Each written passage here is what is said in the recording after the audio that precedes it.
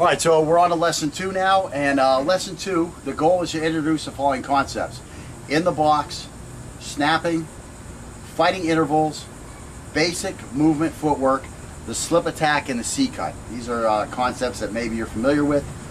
Maybe they're specific to my course, you know, with me coming up with words. In the box, I've heard different words like in the frame, snapping.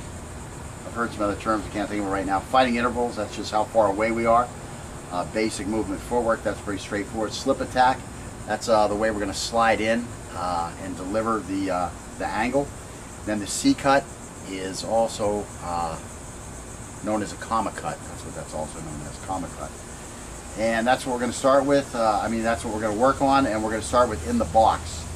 Basically what I'm talking about when I'm talking about in the box is I'm talking about not overextending after the cut or the angle with your follow through, and also not loading up or telegraphing the technique.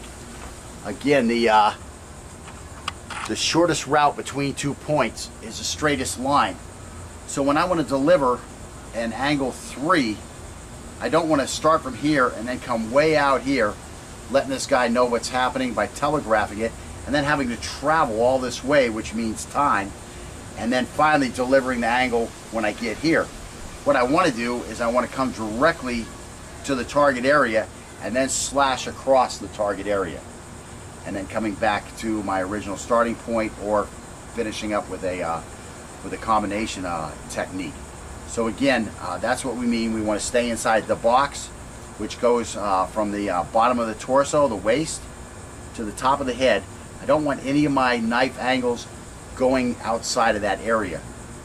So again, I want to go directly to the target, come across the area inside the box, and then immediately, before getting too far outside the box, come back to the original point or follow up with the next angle of attack. Again, when I say box, some people say frame, but to me frame, it's a nice way to describe the concept, but it's two-dimensional. I like to use box because when we go to stick, again, we're going to be outside of the box a lot because we're going to be attacking the sides of the box, the cube. That's why I like to think of it as a cube. We're going to be hitting the sides of the box, whereas when you're knife fighting, you're hitting only the front of the box. That's what I mean in the box, on the front, on that front side of the box. Again, with stick fighting, we'd be more on the sides, and again, when we flank, we're going to be on those sides also. However, we're going to be attacking better targets, more specific targets than just the side of the box.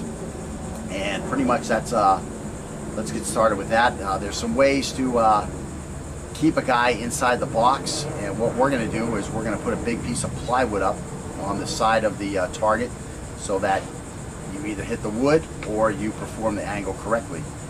And that's what we're going to start with. So we'll watch a couple examples of that so you can get an idea what's going on there, and then we'll go on to that next concept. Stretch real quick.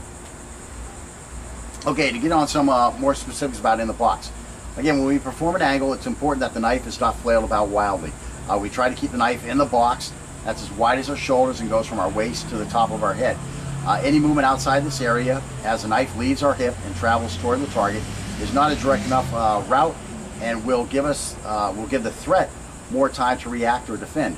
Also, movement outside this area leaves us overexposed especially when we follow through after an attack, or overextend to defend an attack that is not close enough to cut us.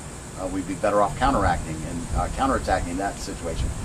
We let proper concept and the knife deliver the damage, rather than trying to wind up or overextend to create power for our attack or defense. To maintain the in-the-box concept when deploying the knife on an angle, it's very important that the knife begins from a position next to our hip, and at the conclusion of the angle or combination of angles, that the knife blade is immediately reoriented to its starting position and is immediately returned to the position next to our hip. The position the hand begins its movement from and returns to is referred to as the chamber or the guard position. We also do this drill, also, as we do this drill, our empty hand remains in its guard position so that it is out of the way of the knife and in position to protect our neck. Let's see.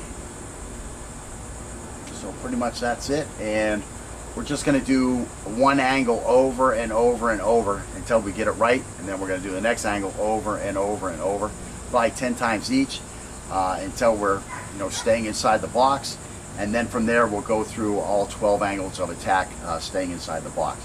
So again, get comfortable with one angle at a time with this concept, and then we'll go through all of them, and then we'll move on to snapping. Okay. As you can see, it doesn't have to be pretty. It just has to be something that you found on the side of the highway, common deer. But something so that this is a thin section, and you have to get in here, and again, throw your angles with a little bit of intent, and avoid hitting the side. So that's pretty much it in a nutshell.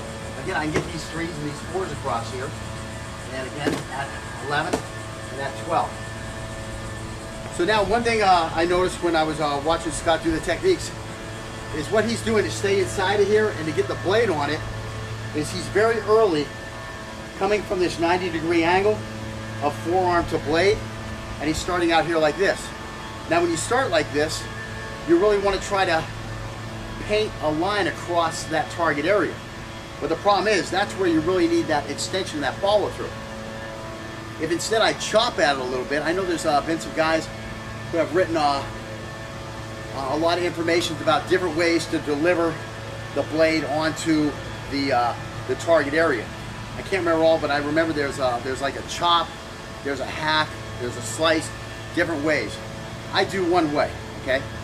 What I do is I do a snap. It's what I call a snap. The snap is the only style of cutting I do.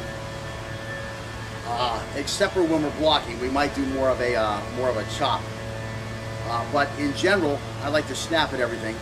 And the reason I like to snap is, again, it allows you to stay inside the box and deliver a lot of knife pressure onto the target area so that you can make a nice deep cut. In general, we want to make nice deep cuts, okay? Long cuts are nice, but in general, we're looking for arteries and we need nice deep cuts, okay? That's what to me is most important, because the whole object in defending myself is to create as much damage in as short a time possible to the threat so that I can get him out of action, so that I can either escape or 911 call police about a dead body that needs to be removed. So in general with the snap, what we're talking about is keeping this 90-degree orientation as we're traveling towards a target. This allows us to come straight towards the target.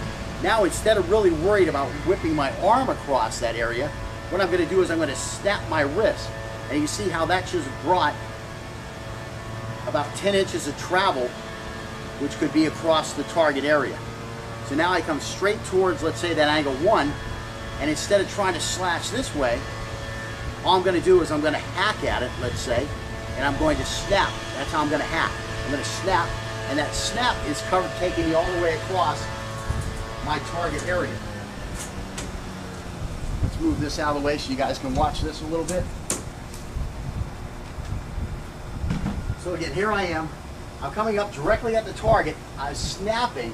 This puts a lot of pressure onto the target area, and now all I have to do is move my wrist a very short amount, and I've completely covered that target area with a lot of pressure and bringing the full length of the blade across the target area. So again, that's the snap. Bam, right here. Just bam, right there. Now if I'm doing it fast, that's what it's going to look like. And I'm right back here to my orientation, 90 degrees, ready for my next strike. So again, at angle 2, just slashing across it. At angle 3, at angle 4. Now of course 5 and 6s, I'm just thrusting so I don't have to worry about that. All the way through 8, and then again 9. This is more of a defensive type chop. And then again, when I get back to my 11, just that little snap, and that little snap, and you can see I stay well within inside the boundaries of the box. And now I'm getting the blade with a lot of pressure slicing across my target area. And again, that's the only slash that I use, is that more hacking type slash, because again, I want a nice deep cut, and I want to keep it within confines so that I'm not overextending, thus exposing myself to being defended or having to wind up, thus telegraphing the technique, again, where I can be countered and defended. So again, a nice straight path to the target, a hack across the target, and again, now I'm ready for that next attack, okay? Makes it much quicker. So again, that's snapping, and again, we're gonna put these back up, and we're gonna work through several reps with each angle on that, and then we'll get ready to go to the next step. Let me just make sure I covered everything on snapping here.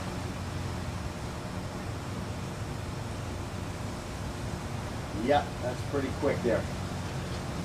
From there, we're going to talk a little bit about intervals, and then we're going to talk about some ways to help you control those intervals. And again, intervals is about avoiding his attack while delivering your attack. In a nutshell, that's intervals, and we'll get to that next. But right now, we're going to do the snapping drills.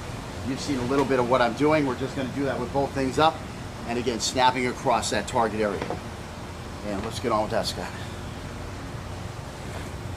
Also, not loading up or telegraphing the technique.